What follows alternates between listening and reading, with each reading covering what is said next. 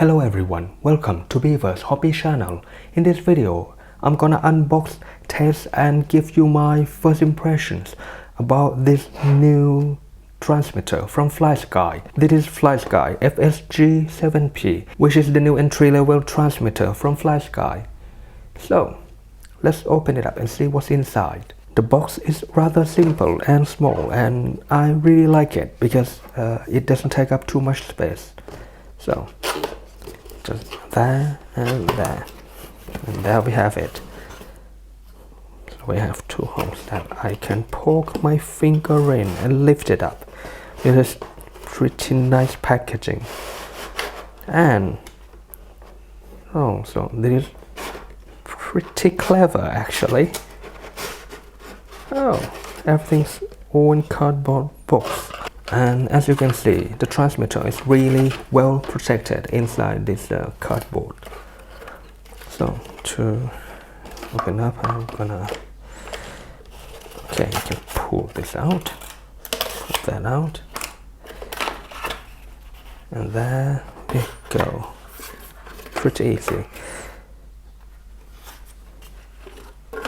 Right, this looks pretty elegant and feels really nice in the hand. The screen is pretty big, so I really like it. Unfortunately the wheel is all plastic. Well, if it was $40, plastic wheel is understandable. For $70, plastic wheel is unacceptable. So that's not very good, and it is pretty slippery as well.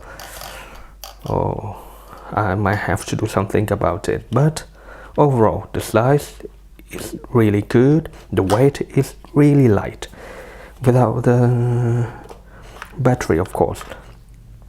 It takes 4 AA batteries, or you can take this tray out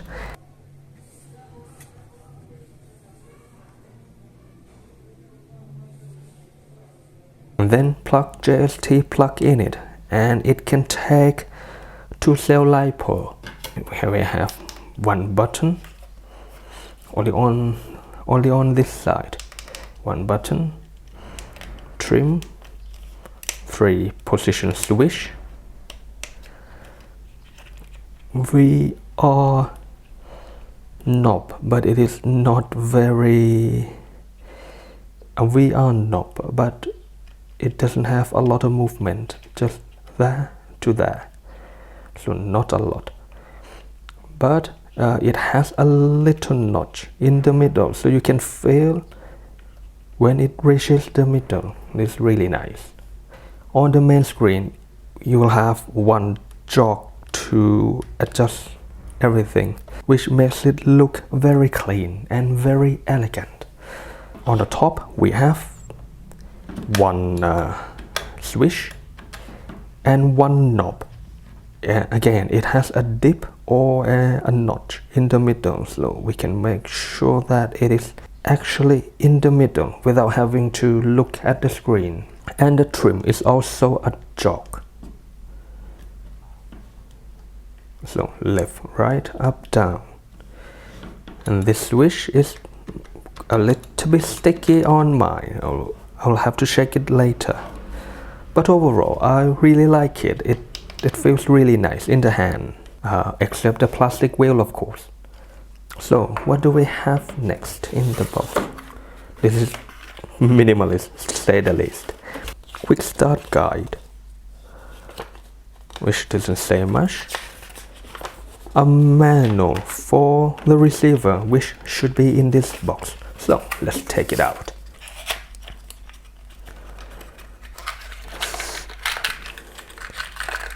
So we have a wire for battery sensor, and then we have a receiver.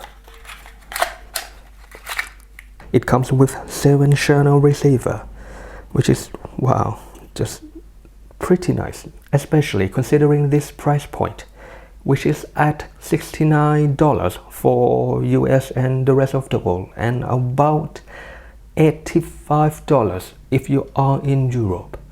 because we have tags.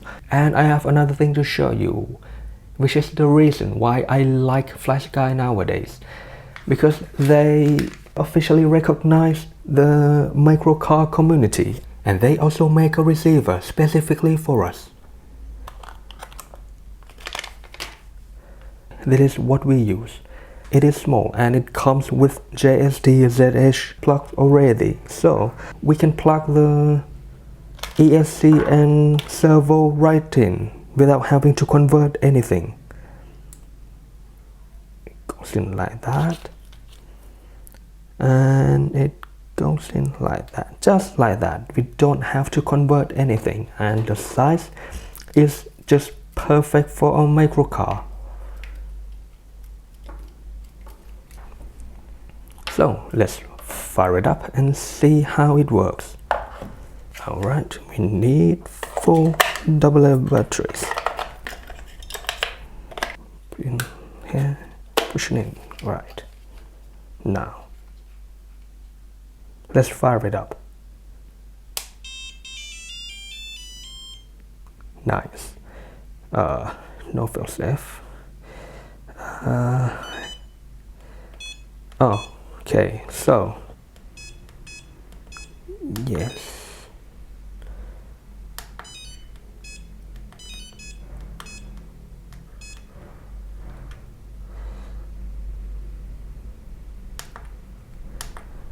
Right there should be okay, and then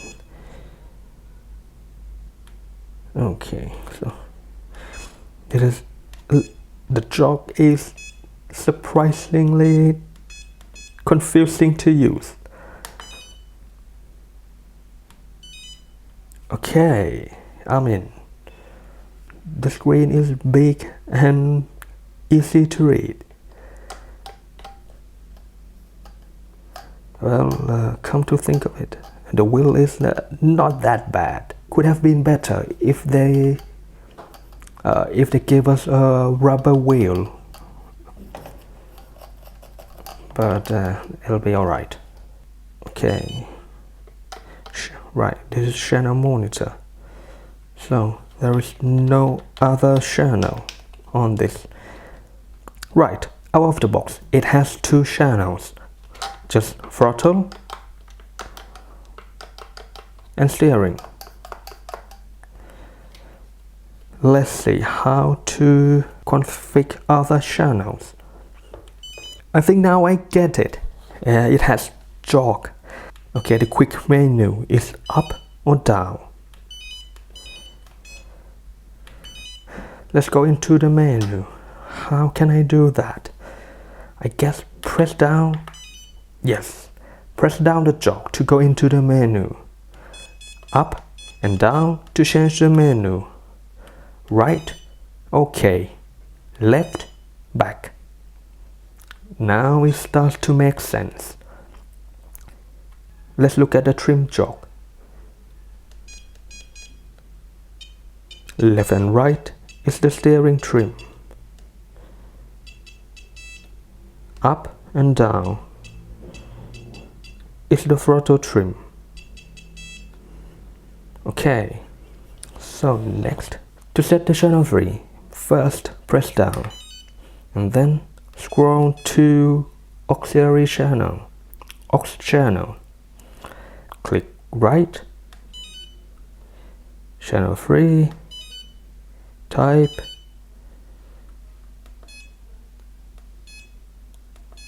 knob. Left to go back, then press down, control VR1. So we need VR1 to be the channel 3. We can change it to VR2, which is this one. So we can move that to adjust the channel. However, I want this to adjust the gyro gain. So that's it. So this is not very precise. Let's go back to VR1. This is perfect. So set it to VR1 and then press left to go back, and up from here to go to channel monitor. Now we have channel 3. And that's basically how you configure the channels. 1 and 2 you can't change anything because of course 1 is going to be steering, 2 is going to be the throttle. But from 3 to 7 you can set it by going into the menu, press down, go into aux channel, press right, and then select the channel you want by going up and down, right to go into it and left to come out. Now let's do the latency test.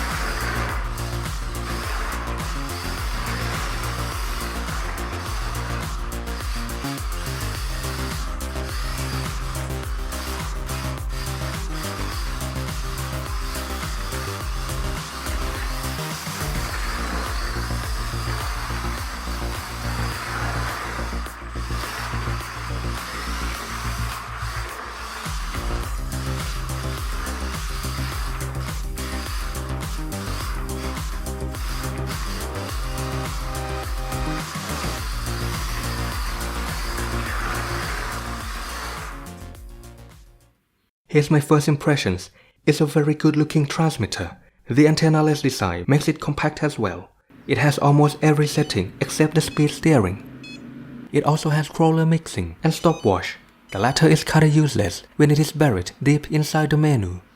Flysky officially makes a micro receiver for this with JST-ZH plug, which is a great news for the microcar community. The stick resolution is also good. All the servo movement and throttle control are smooth. The latency or delay is also good for today's standard. Unfortunately, this is a new protocol and it doesn't have backward compatibility. And also, the wheel can get slippery if you have sweaty hands like me. That's it for today. I'll keep using it and see how it works in the long run. Thanks for watching and see you again next time.